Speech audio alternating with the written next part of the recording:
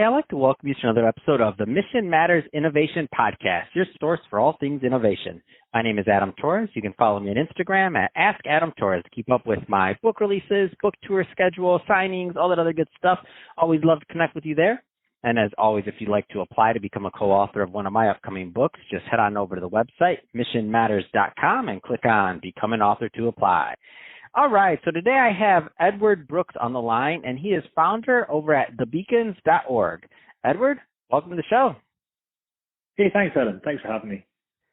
So excited to get into today's topic. So learning how to speed up the adoption of a new idea or technology. I mean, a lot of business owners, entrepreneurs, and executives listening to this right now. So that's a hot topic. If we can get faster adoption rate, I mean, nobody's going to complain there. But before we get into today's topic, let's go a little bit further into what you're doing over at The Beacons. Tell us a little bit more about your company, please.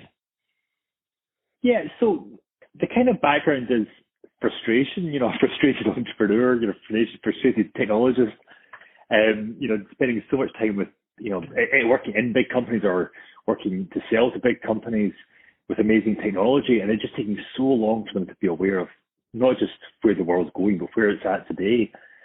So this all came out of my frustration, with the kind of the adoption cycle. And the simple analogy, or the two simple analogies are, cloud computing or SaaS models. For example, they were around for about 15 years before they became mainstream. So that was 15 years of wasted benefit. You look at our recent adoption of video conferencing and, Zoom technology. We could have done that years ago, but we didn't. So our goal, our mission is to speed up that adoption rate and shorten the gap between what's possible and what's mainstream. Man, I love that, and I couldn't agree with you more. I laugh sometimes when people are telling me about the video conferencing things. I'm like, do you know when Skype came out? I think that was like 2005. I could be off a couple of years, but I'm like, that was a long time ago. That video, I've been using. I was going to say, but my favorite question I ask people is, guess when Shazam was founded? Do you know the answer? Oh, I don't know that one. No, what is that? You know Shazam, when you hold up your phone to hear the music? Yeah, and it tells you the music. So do you know when it was founded? I do not know when. 1999. Wow. Way before iPhones. You used to hold your phone up to a bar to hear the song, and it would send you a text message back with the name of the song. But the point is, that gap between what's possible and what becomes mainstream, there's years of lost value, lost benefit to the world if people are not aware of what can be done today, let alone where we're going in the future. And if you're able to kind of be aware and adopt things quickly today, then it just positions you better for all the amazing things that are coming here tomorrow or next year or the year after. So that's our mission. Man, I love it. That's awesome. And I think that's a great transition to today's topic. So how to speed up the adoption of your new idea or your technology. I mean, big topic, Edward. Where do you want to start with this one? Well, the simple thing is that, I view there's a kind of hierarchy of difficulty in the world.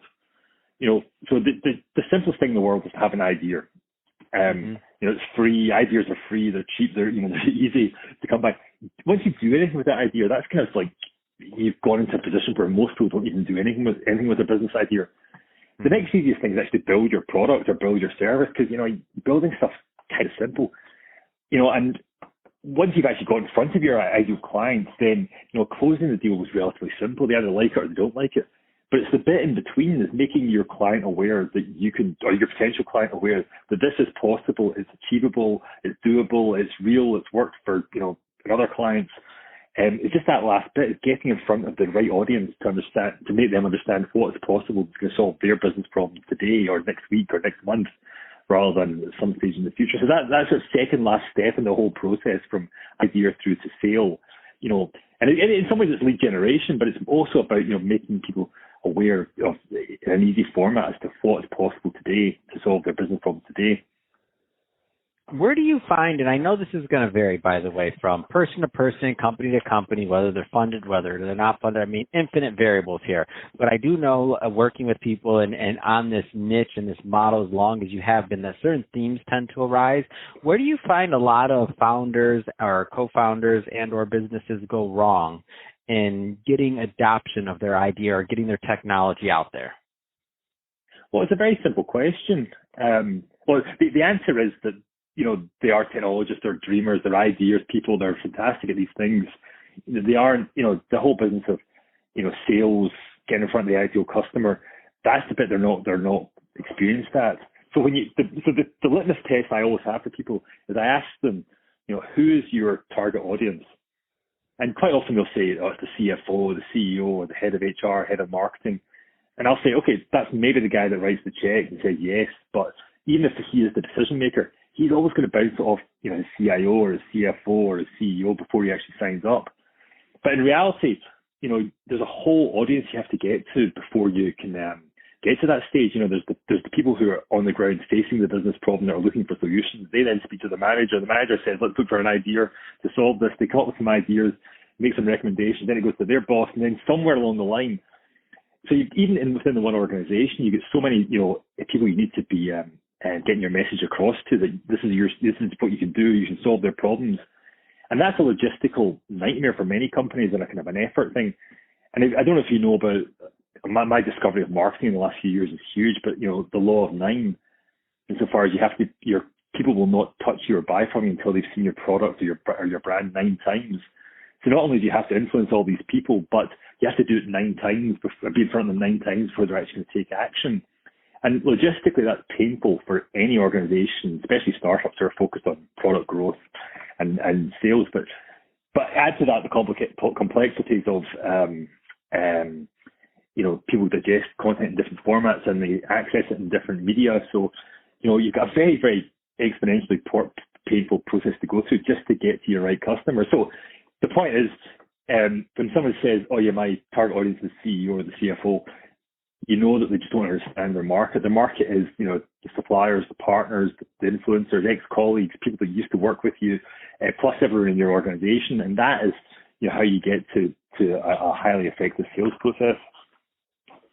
So, Edward, I'm definitely a low-hanging fruit kind of guy, and not to oversimplify this or the process, but what are some things that some of the listeners right now can start thinking about in terms of kind of speeding up the adoption rate of either their idea or technology? Well, the very first thing, so for established companies, we talk about leakage. In essence, think about leakage. And leakage is all the data points, all the connections they have with basically the outside world who can help them influence. So it could be suppliers, it could be partners. So for example, if you're running a webinar, you don't just market it to your existing mailing list and your existing social media. You get your leakage that you're missing out because you're not leveraging your partners, your suppliers. So you get your partners and suppliers to promote your content as well, what you're doing, your events, whether it's face-to-face, online. So leakage is not leveraging your partners. Leakage is if you're training people to use your platform and there's 10 people in the room, you're not getting all 10 people's email address, because those 10 people may already have bought your product, but they're also going to become your evangelists further down the line. So the starting point is to look at, for established companies, is to look at your leakage points. And there's a whole range of them, from suppliers, partners, trainees, users, decision makers, everyone you touch or who touches your product. You need to know who they are. You need to categorize them, and you need to be able to have a communication program for them, because they are going to help you get to a bigger audience faster. And then the second part we talk about is leverage. Every single bit of content you're doing, whether it's, and again, Adam, you probably know this inside out, but if you're doing a 50-minute interview like this, then, especially a video interview, you turn it into the 50-minute video into, 45-second excerpts. You shove them out on social media, you take the key quotes or the key messages, you go into Canva, you put them onto quote cards that then go into your Instagram, Facebook, LinkedIn, et cetera, but you're taking one 50-minute interview or one 30-minute webinar, whatever that one bit of content, and you're leveraging it like crazy so that you're not losing any part of your audience, because you don't know if they're on LinkedIn, you don't know if they're on Facebook. But then the third part of leakage leverage, the third part is actually data. It's looking at and tracking at what's working, where your audience is engaging, and what's working well, and doing more of that. Man, I love it. For those of you listening to this, I don't know if you understand, but Edward just summed up a marketing strategy and a strategy that you can work on for the next year to make a difference in your business. But it's all about execution. So you're going to want to rewind this one or start it over, whatever you're listening to. Take some notes on what Edward just said, because he just did a master class on this one with you and how to plug the leaks in that boat, because a lot of people are leaking, and I'm going to have my team listen to this and see where we're leaking. Maybe we got some leaks that need to be plugged plug. I love it. So, Edward, that being said. I was going to say, the good thing about having podcasts is, and have a Scottish accent, you can actually slow it down to listen at a proper speed. That's awesome. So, Edward, that being said, if somebody's listening to this and they want to learn more about the Beacons or connecting with you and your team, I mean, what's the best way for them to reach out and to get some more info? Yeah, LinkedIn's always very powerful. It's Edward. I think Edward Brooks on LinkedIn. Go to the beacons.org website, or it's eb@thebeacons.org for my direct email address. E for Edward, B for Brooks. That's awesome. Well, Edward, really appreciate you coming on the show today and sharing more about your background, all the great things that you're doing over at the Beacons. Again, everybody listening, go check that out. So beacons.org or thebeacons.org, excuse me. And to the audience, as always, thank you for tuning in. I hope you got a lot of value out of this. If you did, don't forget to subscribe to the podcast, leave me a review on the Apple iTunes Store. And if you're watching this on our YouTube channel, Mission Matters Innovation, definitely give us a subscribe there, but also leave some comments in the video. Love to know what kind of projects and things that you're working on. And Edward, thanks again for coming on the show. No, pleasure, Adam. I loved it. Thank you.